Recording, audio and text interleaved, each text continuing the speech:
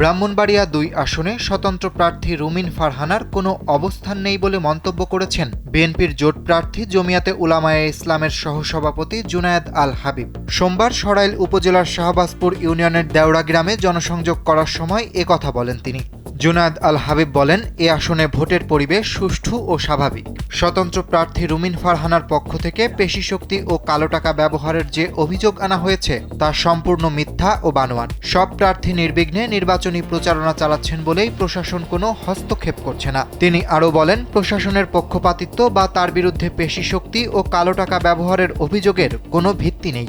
বরং বিএনপি থেকে বহিষ্কৃত হয়ে কেউ স্বতন্ত্র প্রার্থী হলে এলাকায় তার বাস্তব কোনো অবস্থান থাকে না। এ সময় রুমিন ফারহানাকে ইঙ্গিত করে তিনি আরও বলেন, একজন স্বতন্ত্র প্রার্থী হয়ে রুমিন ফারহানা যেসব অভিযোগ করছেন তা কেবল একজন দলীয় প্রধান করতে পারেন দেশের ৩০০ আসন নিয়ে, অথচ তিনি একজন স্বতন্ত্র প্রার্থী হয়ে নির্বাচনের সুষ্ঠু পরিবেশ নিয়ে অভিযোগ করছেন। অন্য কোনো প্রার্থী তো এসব দেখছে না। মূলত যেই ফ্যাসিবাদী শক্তি ও পরাজিত শক্তি চায় না দেশের সুষ্ঠু নির্বাচন হোক, তাদের ইন্ধনেই নির্বাচনকে প্রশ্নবিদ্ধ করতে এ ধরনের অভিযোগ তোলা হচ্ছে।